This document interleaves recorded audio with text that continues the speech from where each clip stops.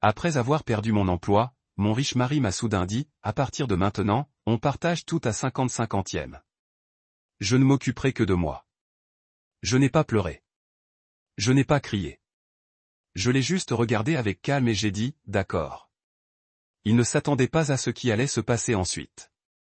Signé ici, a dit Cole en glissant un document sur notre table en marbre avec la même précision désinvolte qu'il utilisait pour les transactions de fonds spéculatifs de plusieurs millions de dollars. Je l'ai fait rédiger par mon avocat ce matin. J'ai fixé le document intitulé « Accord de restructuration financière nationale » pendant que mon café refroidissait dans mes mains. 3 jours. J'étais au chômage depuis exactement 3 jours, et mon mari, avec qui j'étais marié depuis 8 ans, avait déjà consulté un avocat pour diviser notre vie en colonnes détaillées. À partir de maintenant, on partage tout à 50-50e, a-t-il poursuivi en débouchant son stylo Montblanc, celui que je lui avais offert pour notre 5e anniversaire. Je ne m'occuperai que de moi. Avant d'aller plus loin, si vous pensez que le mariage devrait être un partenariat, pas une transaction commerciale, pensez à vous abonner. C'est gratuit et cela permet à davantage de femmes de trouver ces histoires importantes. Voyons maintenant ce que signifiait réellement l'arrangement 50-50e de Cole. La lumière matinale qui filtrait à travers les fenêtres de notre appartement attique reflétait la bordure dorée du stylo. La même lumière qui autrefois rendait nos samedis matins sacrés. Pendant 8 ans, cela avait été notre rituel. Moi préparant des œufs bénédicts maison pendant que Cole lisait le Financial Times.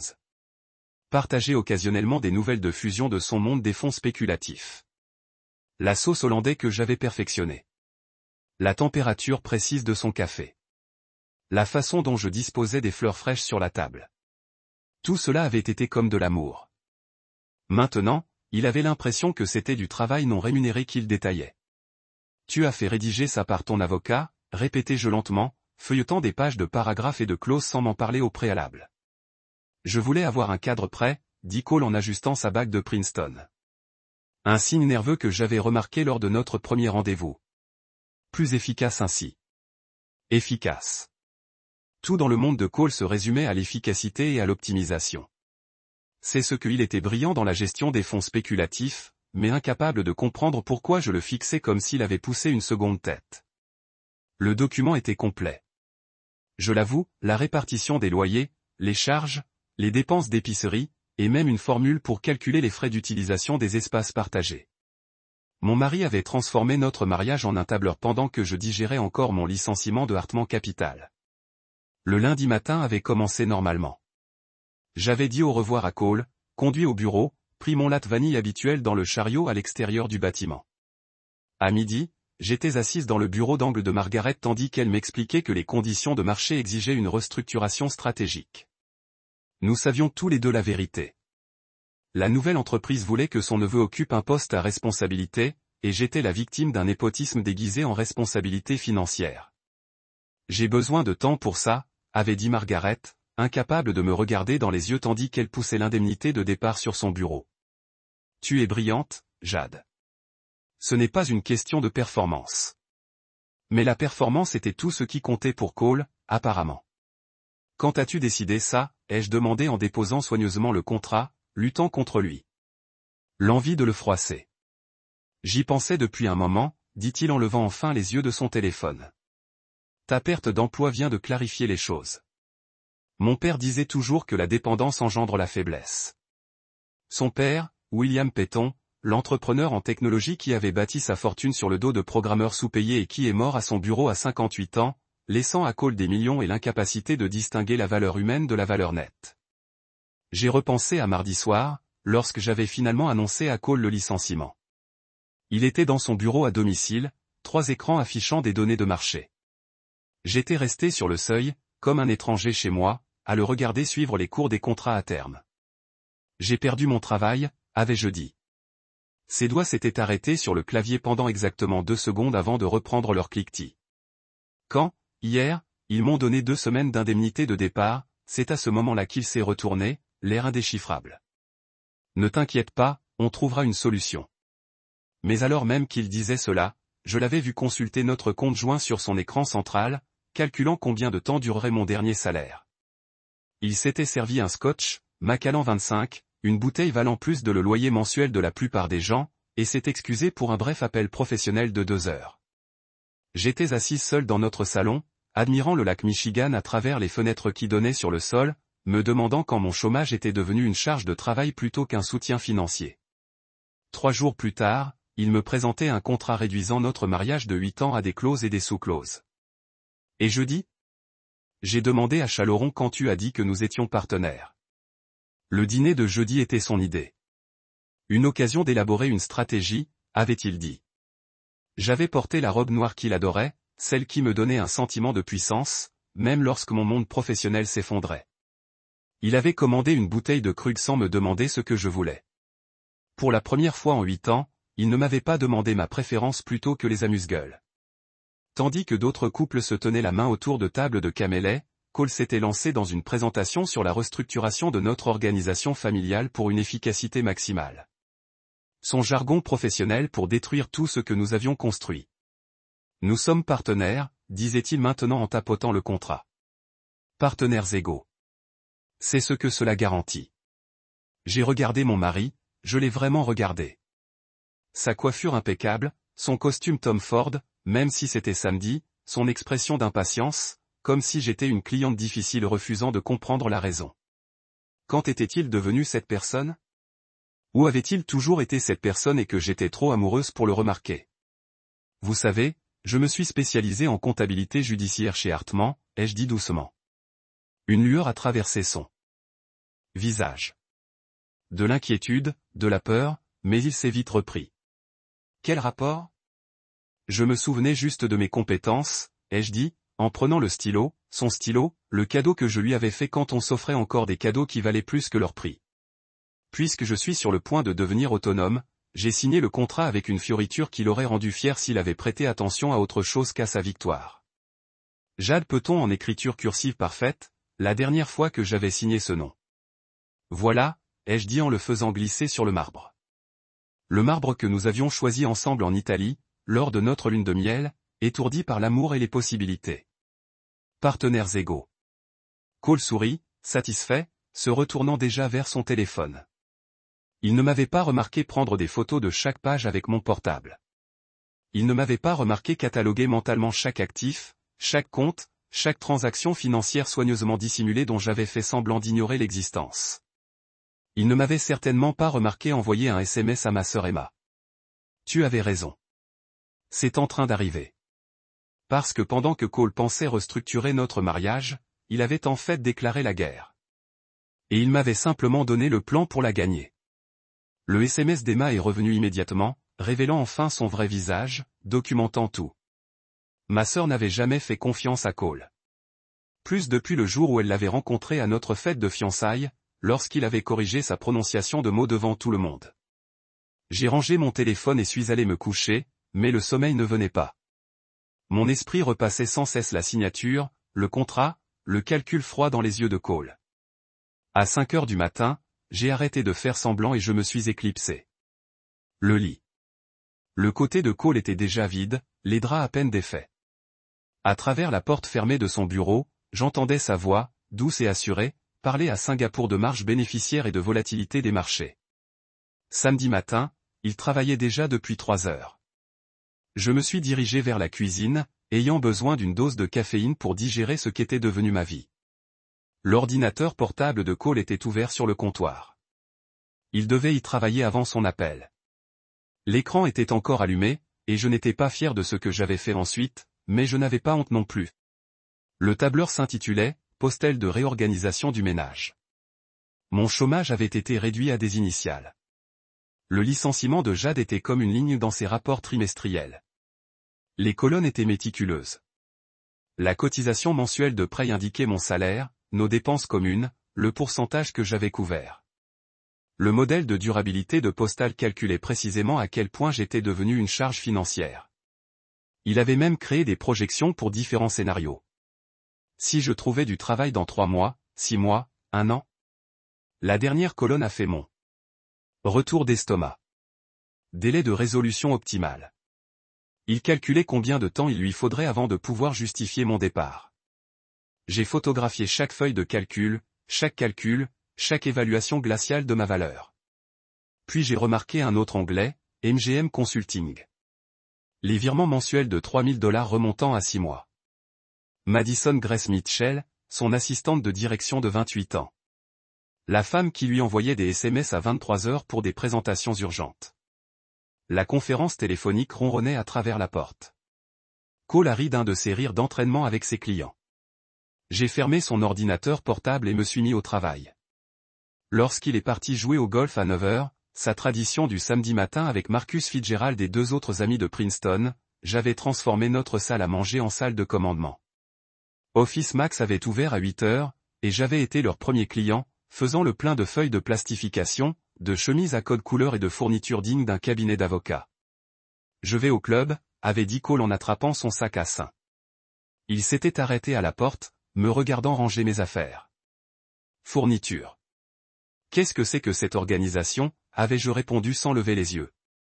Être autonome. Il avait ri, vraiment ri, et était parti. Dès que sa Tesla était sortie du garage, je suis devenue sérieuse. 8 ans de mariage signifiait 8 ans de documents financiers, de déclarations d'impôts, de relevés d'investissement, de factures de cartes de crédit. Cole se croyait malin avec ses biens cachés. Mais la comptabilité judiciaire était ma spécialité. Trouver de l'argent, c'était mon truc. J'ai créé mon propre chef-d'œuvre, un document de 47 pages intitulé « Cadre d'utilisation des actifs matrimoniaux ». Si Cole voulait gérer notre mariage comme une entreprise, je lui accorderais le traitement complet d'une entreprise. Section 1. Analyse historique du travail. Chaque dîner que j'avais organisé pour ses clients. Chaque week-end que j'avais passé à charmer des investisseurs lors de tournois de golf fastidieux. Chaque mot de remerciement que j'avais écrit. Chaque cadeau que j'avais choisi pour ses associés. Chaque heure que j'avais passé à le faire passer pour un être humain fonctionnel plutôt que pour le vide émotionnel qu'il était en réalité. Section 2. Contribution en matière de propriété intellectuelle. Les stratégies d'investissement que j'avais suggérées et qu'il avait présentées comme c'est. Les relations de mon réseau Hartman, devenus ses clients, les analyses de marché que j'avais partagées au petit déjeuner et qui étaient apparues mystérieusement dans ses présentations. Troisième partie, l'analyse des coûts d'opportunité, les promotions que j'avais refusées pour accommoder sa carrière, les événements de réseautage que j'avais esquivés pour accueillir sa mère, le développement professionnel que j'avais sacrifié pour entretenir son illusion de perfection domestique. Lorsque la Tesla de Cole est revenue en vrombissant dans le garage à 13 heures, j'avais tout relié dans un porte-documents en cuir qui semblait plus cher qu'il ne l'était. Je l'ai entendu entrer, le bruit de ses chaussures de golf sur le marbre, le réfrigérateur qui s'ouvrait. Jade, a-t-il appelé. Pourquoi y a-t-il un cadenas sur ton étagère? Je n'ai pas répondu. Laisse-le se demander. Il m'a trouvé dans la salle à manger, toujours en tenue de golf. Ce pantalon à carreaux ridicule, que ses amis de Princeton lui avaient convaincu, lui allait bien. Son visage était rouge de soleil et probablement de quelques bières au 19e trou. Qu'est-ce que c'est que tout ça, a-t-il fait un geste vers ma salle de crise. Ton exemplaire, ai-je dit en faisant glisser le porte-document en cuir sur la table avec la même précision. Il avait utilisé ce matin la nôtre. Accord mis à jour. Il eut un sourire narquois, cette expression condescendante que j'avais autrefois trouvée charmante. Jade, allez. Page 12, l'interrompis-je. Commencez par la section 3.2. Toujours souriant, il ouvrit le document. Je vis son visage changer lorsqu'il lut « Indemnisation rétroactive pour cotisation salariale non reconnue de 2016 à 2024 ». Il commença à le lire attentivement. J'ai fourni. Continuez à lire. Son sourire disparut complètement devant le total de $347 000 de cotisation salariale non rémunérée, calculée au taux du marché pour des services comparables. Assistant de direction, organisateur d'événements, coordinateur social, consultant en investissement. Vous ne pouvez pas être sérieux, dit-il. Page 36. Jurisprudence en matière d'indemnisation rétroactive dans les sociétés commerciales dissoutes. Son téléphone sonna. Marcus Fitzgerald l'appelait pour le remercier d'avoir payé les boissons. La main de Cole trembla légèrement lorsqu'il répondit, et je l'entendis dire, « Marc, j'ai besoin que vous examiniez quelque chose. » Avis juridique. Je peux te mettre sur haut-parleur? La voix de Marcus emplit la pièce, toujours joviale pour les apéros du matin. Bien sûr, mon pote. Quoi de neuf?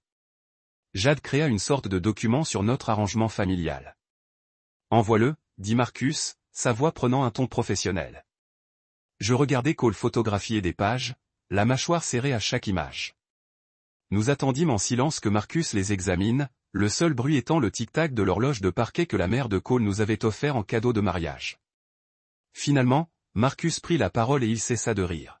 « Cole, c'est vrai ? Elle a signé mon accord ce matin, alors c'est elle qui a créé ça. » « Non, je veux dire, ces chiffres sont-ils réels ? A-t-elle vraiment géré tout ça ? » Le silence de Cole lui suffisait. Marcus siffla. « Légalement, elle te tient par les couilles, mon pote. Tu voulais un arrangement commercial, elle t'en a donné un. Et honnêtement, d'après ce que je vois, elle sous-estime ses contributions. Tu es censé être mon ami, rétorqua Cole.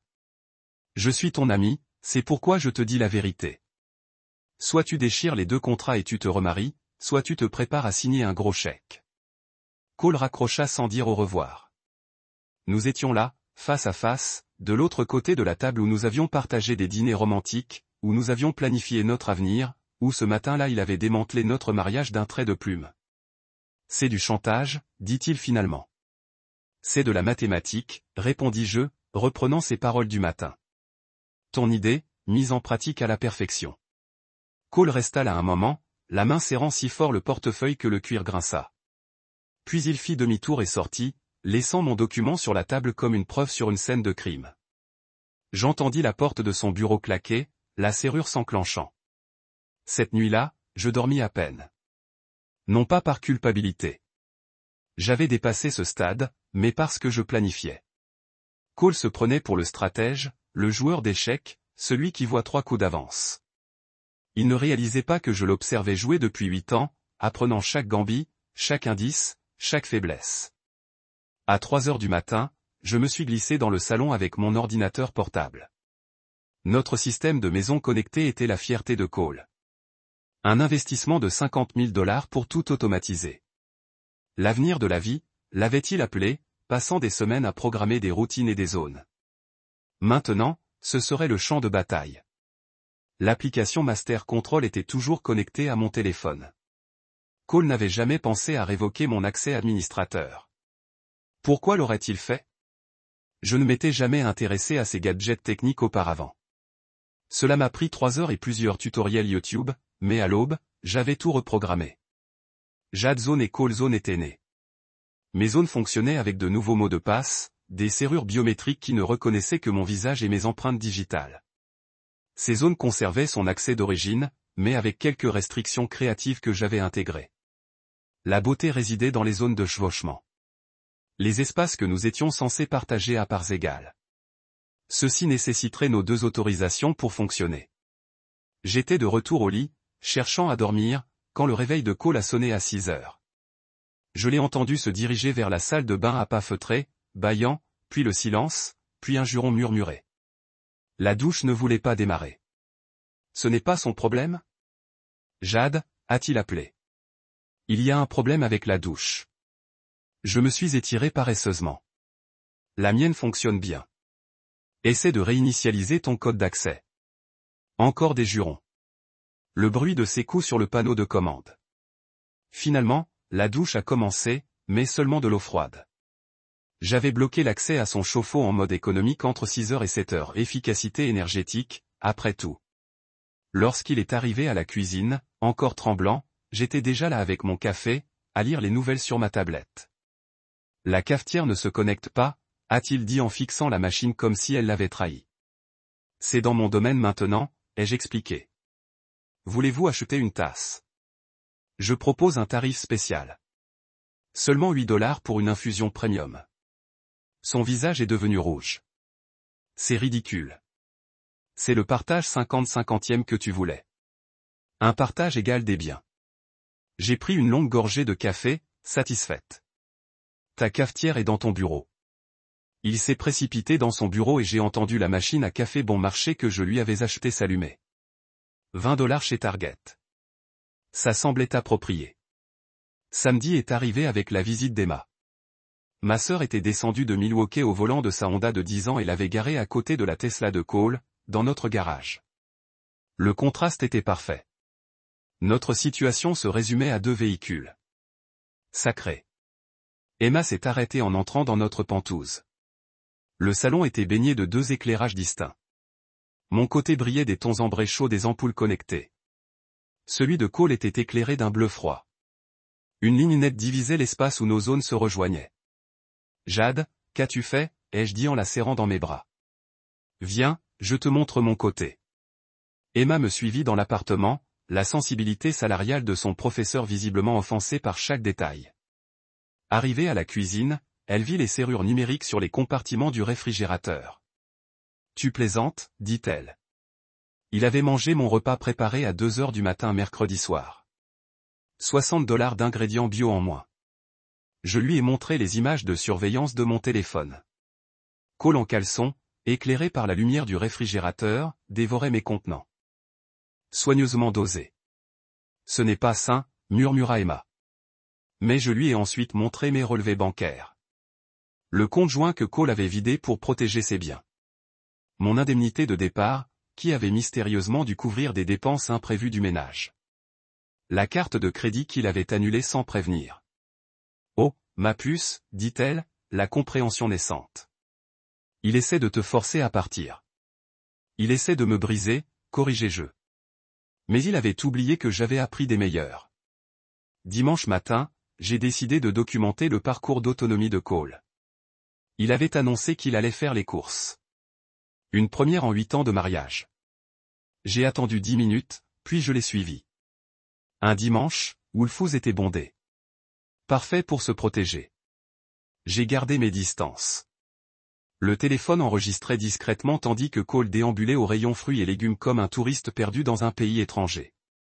Il est resté 5 bonnes minutes devant le présentoir de cerises, une petite boîte marquée $27 à la main. « Pardon ?» a-t-il demandé à un adolescent qui stockait des pommes. « C'est le prix normal pour des cerises. » Le gamin a regardé la boîte, puis Cole avec ses baskets à $1000. « C'est bio, monsieur, et importé. »« Mais $27 ? Vous pourriez essayer des cerises classiques, » a suggéré l'employé. « Elles sont à $8. » Cole a quand même mis la boîte hors de prix dans son chariot. L'image prime sur l'économie. Même maintenant, le rayon boucherie était pire. Il a commandé 3,6 kg de bœuf wagyu, sans comprendre que le prix était au kilo, et non au total. Le boucher a haussé les sourcils, mais il a quand même emballé le produit. Cole ajouta du sel à la truffe, $45, du vinaigre balsamique vieilli, $62, et des céréales anciennes, $30, dont il était, j'en suis sûr, incapable de les définir. Son total s'élevait à $438,67 pour une personne et une semaine. J'étais déjà à la maison quand il revint, peinant à porter ses bagages. Besoin d'aide ? Lui ai-je proposé gentiment. J'ai compris, grognatait-il en traînant des provisions de première qualité dans son coin de la cuisine. Tout se rangea dans les espaces qui lui étaient réservés, y compris le rayon congélateur que j'avais marqué avec du ruban adhésif numérique. Le lundi matin était magnifique. Cole avait un petit déjeuner à 8 heures avec des investisseurs japonais, crucial pour le développement de ses fonds. Il se réveilla à 6 heures, prit une douche, encore froide, et alla préparer le petit déjeuner. Je l'observais depuis la caméra de mon ordinateur portable tandis qu'il ouvrait le rayon réfrigérateur. Le wagyu était cru et cher. Les céréales anciennes étaient restées intactes. Le sel à la truffe était décoratif sur son étagère. Il essaya toutes les combinaisons de mots de passe pour mon rayon verrouillé où attendaient mes sandwichs préparés. Jade, 12h34 anniversaire 2016. Même, je t'aime, ce qui me fit rire amèrement. Finalement, à 7h47, il passa commande pour une livraison. $85 pour des œufs, du pain grillé et du café. Livré à 8h23. Ses investisseurs attendaient déjà depuis 23 minutes. Ce soir-là, je le trouvais en train de manger. Des céréales pour le dîner. Le wagyu était avarié. Il ignorait qu'il devait le consommer dans les 2 jours suivant l'achat. $400 de course, ai-je dit. Et tu manges des cornflakes ? Il a levé les yeux vers moi et, l'espace d'un instant, j'ai vu quelque chose se fissurer dans son visage. Pas assez pour avoir de l'importance, mais assez pour comprendre que la guerre fonctionnait. Il a posé sa cuillère. Les cornflakes se sont détrempés dans le lait. Pendant une seconde, aucun de nous deux n'a parlé. Puis il s'est éloigné de la table et est allé à son bureau sans un mot, laissant son bol sur le comptoir. Techniquement, de son côté du comptoir, mais bon, les vieilles habitudes ont la vie dure. J'ai quand même nettoyé son désordre, car voir de la vaisselle sale me gênait plus que de faire valoir mon point de vue. C'est alors que j'ai remarqué son relevé de carte de crédit sur le comptoir, en partie caché sous son Wall Street Journal abandonné. Il était en train de passer en revue ses dépenses, essayant probablement de comprendre où allait tout son argent maintenant qu'il achetait 40 $ de miel et de sel à la truffe qu'il ne pouvait pas prononcer. Une ligne a attiré mon attention, MGM Consulting. 3 000 $. La même facture apparaissait chaque mois depuis 6 mois. 3 000 $ par mois pour un cabinet de conseil dont je n'avais jamais entendu parler, alors qu'il me disait qu'il fallait se serrer la ceinture à cause de la volatilité des marchés. J'ai photographié le relevé et suis allé sur mon ordinateur portable. L'adresse de MGM Consulting n'était pas celle d'un complexe commercial ou d'un immeuble de bureaux. C'était le Méridien, un immeuble de luxe en centre-ville où les studios commençaient à 4 000 $ par mois. Mon instinct de comptable judiciaire s'est alors réveillé. Il ne s'agissait plus de vengeance. Il s'agissait de vérité. J'ai consulté les registres de la société, les enregistrements d'entreprise, les déclarations fiscales. MGM Consulting LLC était enregistré depuis 7 mois. L'associée gérante, Madison Grace Mitchell. Madison, son assistante de direction, 28 ans, titulaire d'un MBA à Harvard, avait des jambes qui duraient des jours et avait l'habitude d'envoyer des SMS à Cole pour des questions urgentes à des heures inopportunes. J'ai creusé plus profondément. La LLC avait un site web. Si l'on pouvait appeler 3 articles de blog sur la façon de vivre pleinement grâce à la réflexion stratégique, un site web. Le dernier article datait de 4 mois, quelques cabinets de conseil. C'est là que tout a basculé. Les nuits tardives au bureau, les réunions d'urgence du week-end, la façon dont il était soudain devenu protecteur envers son téléphone, le gardant face cachée pendant le dîner, l'emportant dans la salle de bain pendant les douches. J'étais en train de créer une nouvelle feuille de calcul, une activité financière suspecte, quand l'univers a décidé de me faire un cadeau. C'était mardi soir, 23h47, selon l'horloge de mon ordinateur. Cole était sous la douche, son téléphone en chargeant sur sa table de nuit. L'eau coulait à flot. Il avait trouvé comment contourner mes restrictions d'eau chaude en se douchant le soir. Son téléphone s'est allumé. Une notification par SMS. Je n'aurais pas dû regarder, mais après tout, il n'aurait pas dû financer l'appartement de son assistante tout en me forçant à documenter chaque centime dépensé en courses. J'ai hâte de te voir demain, ma belle. De Madison Mitchell. L'eau coulait toujours. J'ai pris mon téléphone et photographié son écran, en vérifiant que l'horodatage était visible. Puis j'ai ouvert mon dossier de preuves. Oui, j'avais maintenant un dossier de preuves et je l'ai classé sous la rubrique « Pièces à conviction à actifs affectifs ». Détournement. La douche s'arrêta. Je retournai rapidement de mon côté du lit, faisant semblant de lire sur ma liseuse. Cole apparut dans son peignoir en coton turc, celui que je lui avais offert pour Noël l'année dernière, quand je croyais encore que notre mariage valait la peine d'être sauvé. Qui a envoyé un texto, demandai-je nonchalamment. Il jeta un coup d'œil à son téléphone et je vis son visage changer. Juste un éclair de panique avant que le masque ne se remette. Un truc de boulot. Les marchés de Singapour. Les marchés de Singapour à minuit. Envoi d'émojis durs. Journée chargée demain. Demandai-je en tournant une page que je n'avais pas lue. Comme d'habitude. Quelques réunions. Il grimpa au lit, prenant soin de rester de son côté de la ligne invisible que nous avions tracée au milieu. Pourquoi? Je me demandais juste. Il s'est endormi en quelques minutes, ronflant doucement. Je restais allongé dans le noir, planifiant mes prochaines actions. Madison voulait le voir demain. Bon, peut-être que je ferai des rencontres moi aussi. Mercredi matin, Cole partit tôt, marmonnant quelque chose à propos d'un petit déjeuner avec des clients. J'attendis que sa Tesla disparaisse dans la circulation, puis demandai une faveur à Janet, mon ancienne collègue de Hartman, qui travaillait maintenant dans le même immeuble que le cabinet de Cole. J'ai besoin de votre carte visiteur, dis-je. Jade, qu'est-ce que vous prévoyez? Des recherches, soupira-t-elle. Café du 2e étage, 20 minutes. Le hall de l'immeuble était tout en marbre et en verre, criant si fort succès qu'il en paraissait désespéré. Janet me retrouva au café, glissant sa carte visiteur sur la table. Le 15e étage, c'est le cabinet de Cole, dit-elle. Mais vous ne m'avez pas donné ça. Quoi? Je souris en empochant la carte. Je ne montais pas au 15e étage. Je me rendis au parking et attendis. La Tesla de Co avait une place réservée, la P47, juste à côté de la P48, qui appartenait à une BMW blanche familière avec des plaques d'immatriculation personnalisées. 28 Madison 28 subtil à 12h15. Ils sortirent de l'ascenseur ensemble. La main de Cole sur le bas de son dos la guida vers sa voiture. Le genre d'intimité décontractée qui naît de l'entraînement. Il riait de quelque chose. Sa tête se renversa en arrière. Son visage était plus animé que je ne l'avais vu depuis des mois. J'ai pris des photos, puis je les ai suivis. Ils sont allés à Brevet, un restaurant si exclusif qu'il n'avait pas d'enseigne.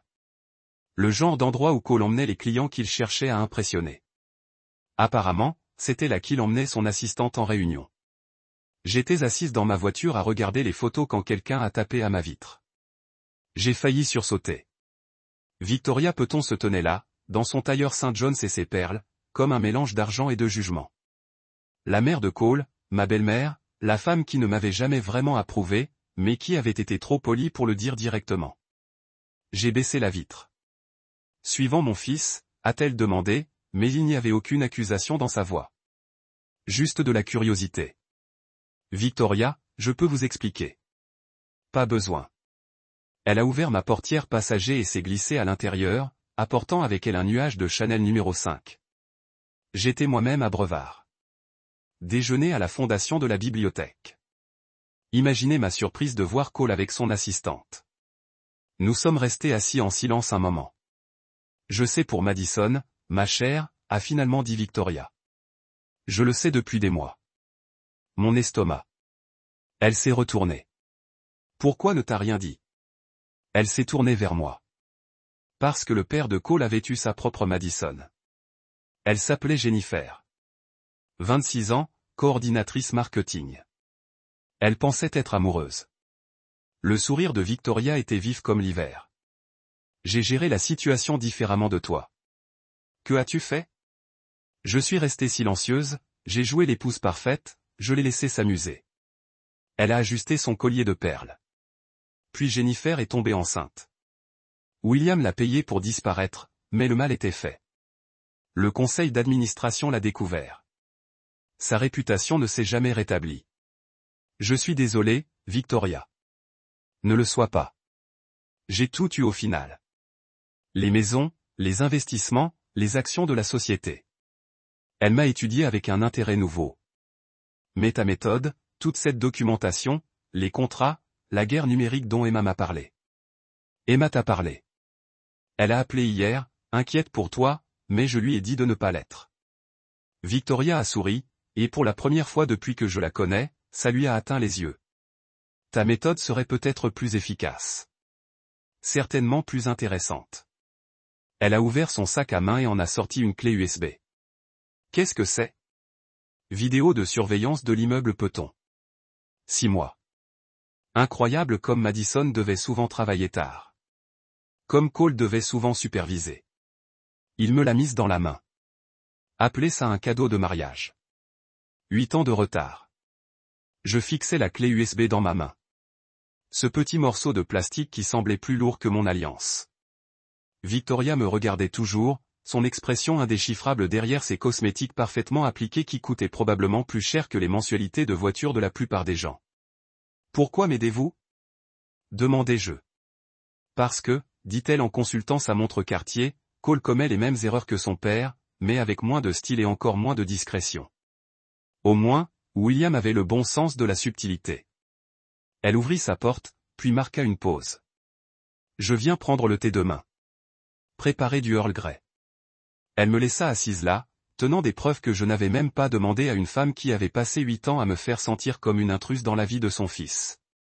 Jeudi après-midi, Victoria arriva à 14 heures précises, vêtue d'un autre tailleur St. John's, mais avec la même expression de légère déception qu'elle avait. Perfectionné au fil de décennies de conseils d'administration caritatifs et de politique de country club, Cole était au bureau, ou à l'endroit même où il passait ses après-midi. Du Earl Grey, demandai-je, connaissant déjà la réponse, s'il vous plaît. Je suis allé à la cuisine et suis revenu avec ma liste de prix plastifiés, celle que j'avais créée après la déclaration 50/50e de Cole. Ce sera $12. Préparation, service et nettoyage inclus. Les sourcils parfaitement dessinés de Victoria se sont légèrement levés. Elle a ouvert son portefeuille Hermès, pas celui de tous les jours, mais celui pour les occasions spéciales qui coûtait probablement plus cher que ma voiture, et a compté exactement $12 en billets simples. Ses doigts manucurés tremblaient légèrement, non pas de rage, comme je m'y attendais, mais de ce qui ressemblait à un rire contenu.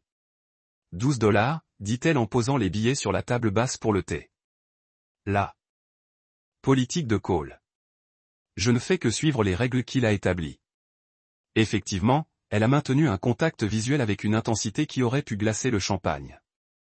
Prépare le thé, ma chère. Il faut qu'on parle. Quand je suis revenu avec la tasse en porcelaine Earl Grey, bien infusée. Toute la cérémonie, elle m'a entraîné. À l'époque, Victoria avait étalé des documents sur ma table basse. Documents anciens jaunis sur les bords, certains manuscrits au stylo plume. 1987, dit-elle en sortant un relevé de carte de crédit. William a commencé sa propre restructuration de notre mariage. J'ai dit que je deviendrais trop dépendante, trop à l'aise. Cela vous semble familier? Je m'assis en faisant attention de ne pas déranger les journaux.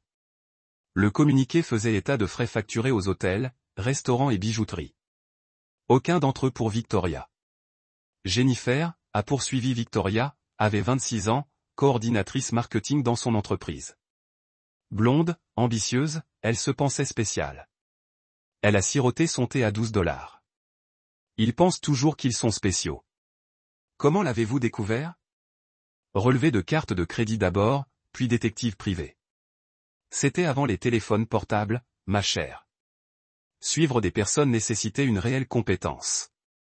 Elle sortit un dossier en papier cartonné rempli de photographies et de rapports.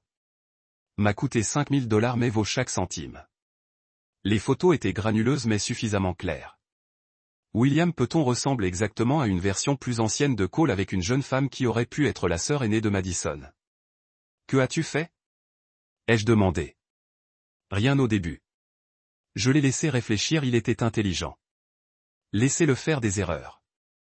Et il l'a fait. Tant d'erreurs. Elle sourit comme un clair de lune en hiver. Puis j'ai commencé à déplacer de l'argent. Déplacer de l'argent. William pensait qu'il contrôlait nos finances. Après tout, c'était lui l'homme d'affaires. Mais je gérais la succession de mon père depuis l'âge de 21 ans. J'en savais plus sur les comptes offshore et la protection des actifs que William n'avait jamais pris la peine d'apprendre.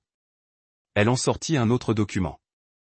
Au moment où il a demandé le divorce, j'avais déjà transféré 70% de nos liquidités dans des fiducies dont il ignorait l'existence. C'est génial. Vindicatif, nécessaire, Victoria haussa les épaules. C'était une question de survie, mais vous faites quelque chose de différent, quelque chose de plus intelligent. Elle en sortit un épais document juridique, aux pages étiquetées avec des taquets colorés. Il s'agit du modèle d'accord prénuptial de William, celui que Cole a utilisé pour le vôtre avec des modifications. J'ai pris le document, le parcourant dans un langage familier jusqu'à ce qu'elle désigne une section spécifique, la section 17b. William a insisté là-dessus, la tromperie financière affectant le patrimoine matrimonial. Il pensait que cela le protégerait si jamais je cachais de l'argent. Son rire était amer. Au lieu de cela, c'est devenu sa chute. Jennifer est tombée enceinte. Il l'a payé pour disparaître. Ce paiement constituait une tromperie financière affectant le patrimoine matrimonial. Cole a conservé cette clause, l'a modifiée, l'a élargie, l'a rendue encore plus complète. Victoria se tourna vers la page marquée. Toute transaction financière non divulguée de plus de $5000 qui affecte les biens ou la stabilité du mariage peut entraîner une confiscation immédiate des créances. 30 000 à Madison sur 6 mois. Tout est documenté, Victoria, ce sont vos munitions.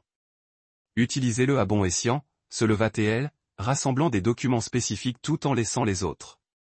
Gardez-les. Les originaux sont dans mon coffre-fort si vous en avez besoin pour le tribunal. Pourquoi fais-tu vraiment ça? Il s'arrêta devant la porte. Parce que j'ai passé 30 ans à prétendre que mon mariage était parfait pendant que William m'humiliait avec des femmes plus jeunes. Vous ne faites pas semblant. Vous vous battez. Et franchement, elle sourit à nouveau. Ce sourire aigu d'hiver. Il est temps que quelqu'un dans cette famille riposte comme il se doit.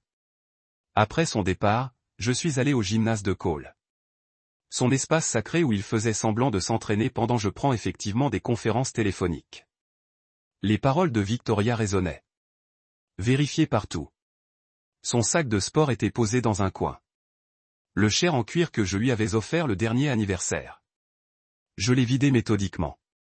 De la poudre de protéines, des écouteurs, des vêtements de rechange et, dans une poche intérieure, un petit enregistreur numérique. Mes mains tremblaient pendant que je le jouais. La voix de Cole est claire et confiante. Elle est instable depuis le licenciement, pleurant constamment, ne dormant pas, lançant des accusations bizarres sur ses aventures. Alors Madison, nous devons faire attention. Si elle découvre les paiements, elle ne le fera pas. Elle est trop émotive pour penser clairement. Dépression classique. Mon avocat dit que si nous pouvons documenter l'instabilité mentale, le contrat de mariage n'a plus d'importance. Combien de temps avant de pouvoir déposer? Encore quelques semaines. Laissez-la continuer à jouer avec ses feuilles de calcul et ses serrures. Plus elle agit de manière imprévisible, mieux c'est pour nous. Madison rit, tintant faussement. La pauvre. Elle n'en a vraiment aucune idée. Aucun. Cole était d'accord. Le temps qu'elle comprenne, j'aurai tout aligné. Rupture nette, règlement minimal, et nous pouvons enfin arrêter de nous cacher. L'enregistrement s'est poursuivi pendant encore 40 minutes. Des plans dans des plans, des mensonges dans des mensonges. Ils avaient élaboré une stratégie pour ma rupture pendant que je me battais pour mon mariage. Je m'assis sur son banc d'entraînement, un enregistreur à la main, sentant quelque chose bouger en moi. Ne se brise pas, durci comme le charbon sous pression devenant un diamant. J'ai copié les fichiers sur 3 disques différents, les ai téléchargés sur le cloud et les ai envoyés par courrier électronique à mon avocate, celle que j'avais embauchée hier, Patricia Nakamura, spécialisée dans les divorces de grande valeur et qui avait la réputation de détruire les contrats de mariage. Ensuite, j'ai remis l'enregistreur exactement là où je l'avais trouvé. Laissez Cole penser que j'étais toujours dans le noir, toujours en train de jouer avec des feuilles de calcul pendant qu'il planifiait ma démolition. L'enregistreur retourna dans le sac de sport de Cole, niché entre sa poudre de protéines et ses chaussettes de rechange. Mes mains étaient stables maintenant, mon esprit clair. Il ne s'agissait plus de vengeance. C'était une question de survie. Ce soir-là, j'ai appelé Patricia Nakamura depuis ma voiture, garée devant un Starbucks où le Wi-Fi était gratuit et Cole ne pouvait pas surveiller mes appels. « Je dois te voir demain, dis-je. Pouvez-vous recommander un jury comptable ? » « Je travaille avec quelqu'un, » répondit Patricia, d'une voix professionnelle mais chaleureuse. « Kao Tanaka. Elle est chère, mais elle trouve tout. » « Combien cher ? » 5 000 à compte chacun. 10 000 $. La totalité de mon indemnité de départ moins ce que j'avais déjà dépensé en épicerie et en essence. Cole pensait que je l'utilisais pour la thérapie qu'il me proposait. Tu as l'air stressé, Jade. Peut-être que tu devrais parler à quelqu'un de tes problèmes d'adaptation. Réservez-les tous les deux, dis-je. Demain, si possible. Les cabinets d'avocats Winters & Associates occupaient une suite d'angles dans un immeuble qui criait du vieil argent et des secrets plus anciens. Rachel Winters elle-même m'a rencontré dans le hall. Une 60aine de cheveux argentés dans un power bob portant un costume qui coûte probablement plus que mon versement hypothécaire mensuel. Patricia dit que vous avez un cas intéressant, dit-elle, me conduisant à une salle de conférence où Patricia Nakamura attendait avec une autre femme. Kiko Tanaka, j'ai supposé. J'ai tout étalé sur la table. Les contrats, la clé USB de Victoria, les enregistrements, les documents financiers, mes propres feuilles de calcul détaillées retraçant 8 années de travail non rémunéré. Rachel siffla doucement. Il a effectivement signé cet accord 50-50e. Son idée a été rédigée par son avocat. Et ses enregistrements les ont trouvés hier. Il avait l'intention de prétendre que je suis mentalement instable. Kao était déjà plongé dans ses états financiers, ses doigts volant sur sa calculatrice. Ses paiements de conseil MGM. Ce n'est qu'un début. Regardez ici, elle a souligné une série de transferts. Il déplace de l'argent depuis 2 ans. Compte Caïman, compte numéroté suisse. Ce n'est pas illégal, mais cela viole définitivement toute interprétation raisonnable de la transparence financière dans un mariage. Pouvez-vous tout retracer ? Donnez-moi une semaine, dit K.O. Peut-être moins. Patricia a consulté le site web de l'entreprise Cole sur son ordinateur portable. Peton Capital, l'entreprise de son père. Cole est désormais associé principal, dis-je. Et Madison Mitchell est répertoriée comme consultante stratégique exécutive, a noté Patricia. Titre intéressant pour quelqu'un qui a 3 articles de blog sur la manifestation. Rachel se pencha en arrière sur sa chaise, un sourire prédateur s'étalant sur son visage. Le contrat de mariage comporte une clause de tromperie financière. Article 17b. Toute transaction financière non divulguée de plus de 5 000 qui affecte les biens matrimoniaux entraîne la confiscation. 30 000 pour Madison jusqu'à présent, j'ai dit. Et tout ce que K.O. trouve dans ses comptes offshore. Le sourire de Rachel s'élargit. Votre mari vient de nous offrir un cadeau. Nous avons passé 3 heures à élaborer la stratégie. K.O. retracerait chaque centime. Patricia documenterait le modèle de tromperie. Rachel préparerait le dossier qui détruirait le plan de sortie soigneusement élaboré de Cole. Encore une chose, dit Rachel alors que nous terminions. Documentez tout à partir de maintenant. Chaque conversation, chaque transaction, chaque fois qu'il respire mal. Et Jade, fais attention. Les animaux acculés deviennent dangereux. Samedi matin, Cole est parti pour Boston. Une conférence du week-end, a-t-il affirmé, même si j'avais vu l'email de confirmation de l'hôtel sur son téléphone. Le Ritz-Carlton a réservé 2 chambres. MGM Consulting doit avoir besoin d'une consultation stratégique approfondie. 1 heure après la disparition de sa Tesla, la sonnette retentit. Madison Mitchell se tenait dans mon couloir, tout à 5 d'elle, portant un jean de marque et une confiance en soi comme une armure. J'ai besoin d'aller chercher des dossiers de travail au bureau de Cole, dit-elle, s'avançant déjà comme si elle était propriétaire des lieux. Il est à Boston, dis-je sans bouger de la porte. Je sais. Il m'a donné la permission. Non. Elle cligna des yeux, visiblement pas habituée à ce qu'on lui refuse. Excusez-moi. Non, tu ne peux pas entrer. Cole veut te donner des dossiers. Il peut le faire lui-même. Au bureau, pendant les heures de bureau. Ses lèvres parfaitement brillantes se resserrèrent. Vous ne comprenez pas. Ce sont des documents importants pour la réunion de lundi. Alors Cole aurait dû s'en souvenir. J'ai commencé à fermer la porte. Elle posa sa main dessus, forçant l'ouverture. Écoutez, je ne pense pas que vous compreniez la situation ici. J'ai sorti mon téléphone déjà en train d'enregistrer. Expliquez-moi. Peut-être que c'était mon ton calme, ou peut-être qu'elle était juste si confiante. Mais Madison s'est rapprochée, baissant la voix jusqu'à un murmure que mon téléphone captait toujours parfaitement. Cole m'a promis que cet endroit serait bientôt à moi. Alors peut-être que tu devrais commencer à faire tes valises maintenant. Épargnez-vous l'embarras plus tard. Dans combien de temps? Ai-je demandé en gardant ma voix ferme. Quelques semaines, peut-être moins. Cela dépend de la rapidité avec laquelle son avocat peut prouver que vous êtes inapte. Elle sourit. Toutes les dents et aucune chaleur. Les pleurs, le comportement paranoïaque avec les mèches et les contrats. Tout est documenté. Instabilité mentale due à la perte d'emploi. Cas classique. C'est ce que Cole t'a dit? C'est ce que tout le monde peut voir. Elle recula, satisfaite de sa menace. Je dirai à Cole que tu n'as encore pas coopéré. Je l'ai laissé monter jusqu'à l'ascenseur avant d'appeler Madison. Elle se tourna, un sourcil levé. Vérifiez votre courrier électronique. J'ai envoyé la lettre de cessation et d'abstention que Rachel avait préparée pendant que Madison était encore dans l'ascenseur. Avis légal pour mettre fin au harcèlement, cesser de tenter d'entrer sans autorisation dans ma résidence et cesser d'interférer avec mon mariage. Copie au service RH du cabinet de Cole. Copie à leur équipe juridique. Mon téléphone a immédiatement sonné.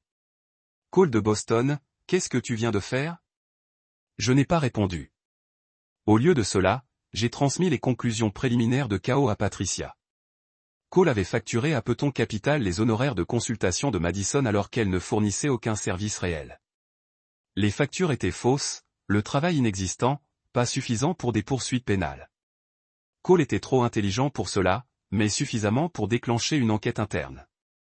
Dimanche soir, alors que Cole était encore à Boston, j'ai tout compilé dans un seul dossier crypté. Dossier financier montrant 2 ans de transfert caché. Enregistrement de son intention de faire valoir son instabilité mentale. Les aveux de Madison à propos de la prise de l'appartement. La preuve de Victoria du modèle. Le même manuel de jeu père et fils, à 30 ans d'intervalle. L'enquête avait révélé un dernier détail qui surprit même K.O. Cole avait souscrit une police d'assurance vie de 2 millions de dollars sur moi il y a 6 mois. J'étais au chômage, soi-disant instable et valais plus mort que divorcé. Rachel a appelé ce soir-là. Nous avons déposé demain. Soyez prêts. Je me suis assis dans mon salon divisé, mes lumières chaudes brillant contre ces lumières bleues froides, et j'ai pensé à la femme que j'avais été il y a 8 ans. Celui qui avait signé ce contrat de mariage, pensant que cela n'aurait jamais d'importance parce que notre amour était réel. Celui qui préparait son café tous les matins parce que prendre soin de lui, c'était comme de l'amour. Cette femme était partie. À sa place était assise quelqu'un de plus dur, de plus intelligent et d'infiniment plus dangereux. Quelqu'un qui avait appris que lorsque votre mari traite le mariage comme une OPA hostile, vous feriez mieux d'être prêt à vous battre comme un pillard d'entreprise. Mon téléphone a sonné à 3 heures du matin lundi matin. Le texte de Rachel déposé. Continuez le jeu. Je n'ai pas dormi après ça. Au lieu de cela, je me suis assis à la table de ma cuisine et j'ai regardé le lever du soleil peindre l'or du lac Michigan tout en révisant mes notes de ce soir. Le dîner trimestriel des partenaires à Peton Capital. Le seul événement où les conjoints n'étaient pas seulement invités mais attendus. Cole avait oublié de me retirer de la liste des invités. Lorsque Cole est arrivé dans la cuisine à 19 h, j'étais déjà habillé, non pas pour la guerre, mais pour la victoire. La robe noire Valentino que je m'étais achetée après ma dernière promotion chez Hartmann. Celui que Cole a dit me faisait paraître trop puissant pour les événements sociaux. Le café ne fonctionne plus, marmonna-t-il en frappant sa machine. Essayez de lire le manuel. J'ai suggéré d'appliquer du rouge à lèvres dans le miroir du couloir. J'entends dire que l'autosuffisance forge le caractère. Il m'a regardé puis a remarqué la robe. Où vas-tu? Réunion de travail? J'ai menti doucement. Possibilité de consultation potentielle. Grognatait-il, toujours en train de se battre avec la cafetière. C'est alors qu'on sonna à la porte. Je vais la voir, dis-je. Mais Cole était déjà à la porte, attendant probablement Madison avec ses dossiers du matin. Au lieu de cela, un serveur de processus se tenait là, l'air ennuyé et officiel. Cole Péton. Oui, vous avez été servi. L'homme tendit à Cole une épaisse enveloppe et s'éloigna sans ajouter un mot. Cole la déchirait juste là, dans l'embrasure de la porte, toujours dans sa robe, son visage passant par la confusion, l'incrédulité et finalement la rage. Tu divorces de moi. Il a brandi les papiers comme une preuve de ma trahison. Vous vouliez une dissolution d'entreprise. Dis-je en ajustant mes boucles d'oreilles. Je t'en donne un. Il feuilleta les pages, son visage devenant plus pâle à chaque section. 347 000 $. Tu es fou. Il s'agit simplement de l'indemnisation rétroactive. Attendez de voir les sanctions en cas de tromperie financière. Page 47. Si vous êtes curieux, ses mains ont tremblé lorsqu'il a trouvé la page détaillant les paiements des consultants MGM, les comptes offshore, la police d'assurance vie qu'il avait souscrite sur moi.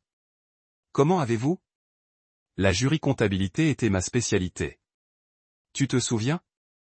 Ou as-tu tout oublié de ma carrière au moment où j'ai perdu mon emploi? Son téléphone commença à sonner, puis à bourdonner avec l'intensité d'un essaim d'abeilles en colère. La nouvelle se répandait déjà. Ce soir-là, je suis arrivé au grand ballroom de la Palmer House 20 minutes après le début des cocktails. Le dîner trimestriel de Peton Capital battait son plein. 50 partenaires et leurs conjoints faisant semblant de profiter de la compagnie de chacun tout en calculant la valeur nette de chacun. J'ai trouvé Richard Peton, l'associé directeur et cousin de Cole, debout près du bar avec sa femme. Richard avait hérité de la position de son père et du sens du scandale de son grand-père. Jade, dit-il clairement surpris. Nous ne pensions pas que vous le manqueriez, dis-je en sortant une enveloppe de ma pochette. En fait, Richard, pourrions-nous parler en privé? C'est à propos de Cole. Sa femme s'est immédiatement excusée. Le genre de femme qui savait quand disparaître. Richard m'a conduit dans un coin, l'air déjà las. Il s'agit des papiers du divorce, a-t-il déclaré. Il s'agit d'un détournement de fonds, corrigez-je en lui tendant l'enveloppe. MGM Consulting, 3000 mensuels pendant 6 mois. Fausse facture, aucun service rendu. La consultante en question est mieux connue pour les autres services qu'elle fournit à Cole. Richard ouvrit l'enveloppe, son visage se durcissant alors qu'il lisait l'analyse médico-légale de KO. Les fausses factures, la preuve que Madison n'avait jamais fourni de véritable travail de conseil. Cela pourrait détruire la réputation de l'entreprise, dit-il doucement. Seulement si cela devient public, j'ai accepté, ce qui dépend entièrement de la manière dont les partenaires le géreront. De l'autre côté de la pièce, Cole venait d'arriver avec Madison à son bras. Un geste audacieux, emmenant sa maîtresse au dîner d'un partenaire alors qu'il était encore techniquement marié. Plusieurs épouses le remarquèrent immédiatement, leur chuchotement se répandant comme une traînée de poudre. Richard a regardé les papiers, Cole et moi. Que demandez-vous? Rien de la part de l'entreprise. C'est entre vous et votre partenaire. Je pensais juste que tu devrais savoir où allaient les fonds de l'entreprise. Je suis parti, laissant Richard détenir des preuves qui déclencheraient une réunion d'urgence des partenaires en quelques heures. Mais d'abord, j'avais encore une performance à donner. Cole m'a trouvé à la table des desserts, le visage rouge d'alcool et de colère. Madison resta en retrait, soudain moins confiante dans une pièce pleine d'épouses qui savaient exactement qui elle était. Vous détruisez tout, siffla-t-il. Je documente tout. J'ai corrigé assez fort pour que les partenaires proches puissent entendre. Il y a une différence. C'est l'entreprise de mon père, fut la voix de Victoria qui traversa l'air comme de la glace. Elle se tenait sur le pas de la porte, magnifique en Chanel, flanquée d'un homme en costume qui criait au conseiller juridique. C'était l'entreprise de votre père avant que vous ne déshonoriez sa mémoire avec votre affaire bâclée et vos détournements de fonds encore plus bâclés. La pièce devint silencieuse. Madison se plaça derrière Cole comme s'il pouvait la protéger de la présence arctique de Victoria. Mère, commença Cole. Je suis ici en ma qualité d'administratrice du Peton Family Trust, a poursuivi Victoria, sa voix résonnant dans tous les coins de la salle de bal pour vous informer qu'à compter d'aujourd'hui, vous êtes exclu du conseil d'administration pour conduite en vue de devenir un Peton. Tu ne peux pas, je peux, je le suis, je me suis tourné vers Richard. Je crois que vous avez également une annonce. Richard s'éclaircit la gorge. Les associés se réuniront demain pour discuter de la position de Cole au sein du cabinet. D'ici là, il a été suspendu dans l'attente d'une enquête sur des irrégularités financières. Le téléphone de Cole a explosé de notifications, email après email de collègues, clients, relations, tous prenant leur distance avec sa réputation radioactive. Il se tenait là, dans son costume de créateur, tenant sa carrière mourante dans sa main pendant que sa maîtresse se dirigeait vers la sortie. Votre père serait consterné, a déclaré Victoria, et sa voix portait une vie de déception. Pas à l'affaire. Dieu sait que William en avait beaucoup. Mais à quel point vous l'avez mal exécuté. Fausse facture. Vraiment? Au moins les maîtresses de ton père savaient taper. Madison s'est enfuie. En fait, elle s'est enfuie de la salle de bal avec ses talons de marque, laissant Cole seul dans une pièce remplie de gens qui le connaissaient depuis son enfance. Tous le voyaient maintenant exactement pour ce qu'il était. J'ai ramassé ma pochette et je suis passé devant lui, m'arrêtant juste le temps de murmurer « Vérifiez vos emails ». Le message de mon avocat était simple. Conférence de règlement prévue jeudi. Apportez votre chéquier. L'email des associés directeurs adressé à tous les associés est arrivé alors que j'étais dans l'ascenseur. Réunion d'urgence demain, 8 heures. Présence obligatoire. Au moment où j'atteignis le hall, la carrière de Cole dans l'entreprise de son père était terminée. 8 ans de mariage détruits par sa propre cupidité. Une vie de réputation démolie par sa propre tromperie. Les portes de l'ascenseur se sont refermées sur mon ancienne vie et je suis sorti de Palmer House dans la nuit de Chicago, ressentant quelque chose que je n'avais pas ressenti depuis des mois. Gratuit. Mon téléphone vibrait avec les messages de personnes qui avaient été témoins de la démolition publique de Cole, mais je ne les ai pas lus. Demain apporterait ses propres batailles. Ce soir, je voulais juste respirer. La conférence de règlement de jeudi s'est déroulée dans un bureau de médiateur qui semblait avoir été conçu pour vider les conflits des gens. Des murs beiges, des chaises inconfortables et un éclairage fluorescent qui rendait tout le monde malade. Cole était assis en face de moi avec son nouvel avocat, un type de défenseur public surmené qui facturait probablement alors ce que Cole dépensait pour son déjeuner. Mon client est prêt à proposer, commença l'avocat. Les conditions de mon client ne sont pas négociables, l'interrompit Rachel en faisant glisser notre demande sur la table. Le Penthouse, la moitié de tous les actifs, y compris les comptes offshore, et 347 000 en compensation rétroactive. L'avocat de Cole lui murmura à l'oreille avec urgence, expliquant probablement qu'un procès public révélerait le détournement de fonds, l'affaire, la police d'assurance vie, tout. C'est de l'extorsion, dit Cole, de sa voix. Il avait perdu du poids, son costume pendait librement sur son corps. Ce sont des mathématiques, dis-je en reprenant une dernière fois sa phrase préférée. Signez-le ou nous allons au procès. Il m'a regardé de l'autre côté de la table et pendant un instant j'ai vu l'homme que j'avais épousé. Brillant, confiant, convaincu que le monde lui appartenait. Puis cet homme s'est effondré et il a ramassé le stylo d'une main tremblante. Sa signature était fragile, rien à voir avec les traits audacieux qu'il avait utilisés sur notre contrat de mariage. Alors qu'il signait le Penthouse, les actifs, la vie qu'il avait bâtie sur l'argent de son père et mon travail invisible, je n'ai rien ressenti. Pas de triomphe, pas de tristesse, juste une reconnaissance creuse que 8 années s'étaient écoulées là. Des signatures sur papier comme elles avaient commencé. 3 mois s'écoulèrent dans un tourbillon de carton et de paperasse. J'ai gardé le Penthouse mais je l'ai redécoré, supprimant toute trace du minimalisme froid de Cole. Emma a aidé en apportant de la chaleur avec des meubles de seconde main qui avaient du caractère. Des plantes qui donnaient l'impression que l'espace était vivant. Des œuvres d'art d'artistes locaux au lieu de pièces d'investissement. Un matin, Emma m'a envoyé une capture d'écran de l'Instagram de Madison. Je buvais du café dans une tasse qui disait « Tout va bien, ex-femme ». Le cadeau de pendaison de crémaillère d'Emma. Quand j'ai lu le message de Madison, rencontrer à Chicago est impossible. Ce type m'a en fait facturé la moitié de notre dîner. Il a calculé les taxes et a versé un pourboire au centime près, puis m'a facturé son essence pour venir me chercher. Pourquoi les hommes sont-ils si bon marché ? #cauchemar de rencontre hommes de Chicago #partager les factures n'est pas romantique. J'ai ri jusqu'à ce que mes côtes me fassent mal, puis j'ai fait une capture d'écran de mon dossier de karma. Madison avait trouvé son égal, quelqu'un qui traitait les relations comme des transactions.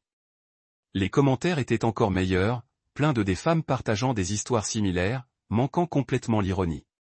Cette capture d'écran est devenue l'inspiration pour mon prochain chapitre. J'avais survécu grâce à l'argent du règlement, mais survivre ne suffisait plus.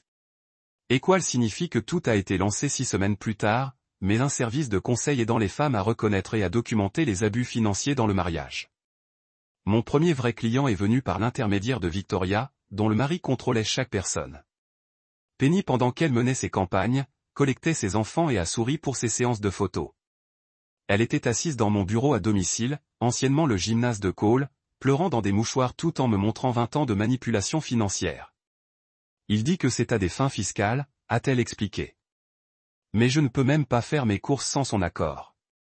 Laissez-moi vous montrer quelque chose, dis-je en sortant ma propre documentation. C'était mon mariage. C'est ainsi que je l'ai prouvé. C'est ainsi que vous construisez votre dossier. Catherine est devenue ma success story.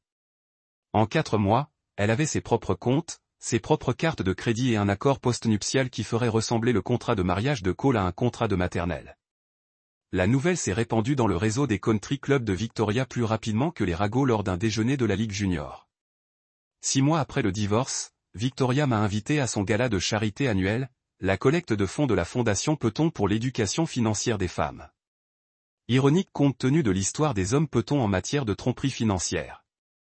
Je portais du rouge, un rouge audacieux et sans vergogne, et je suis arrivé seul. La salle de bal était pleine de visages familiers, de gens qui avaient regardé le mariage avait implosé, qui avaient murmuré à propos du scandale, qui avait choisi son camp. Jade, appela Victoria, et pour la première fois, sa voix était véritablement chaleureuse.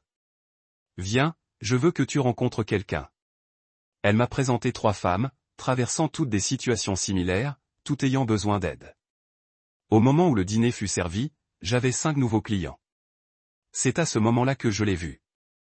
Cole debout près du bar ressemblant à un fantôme de lui-même.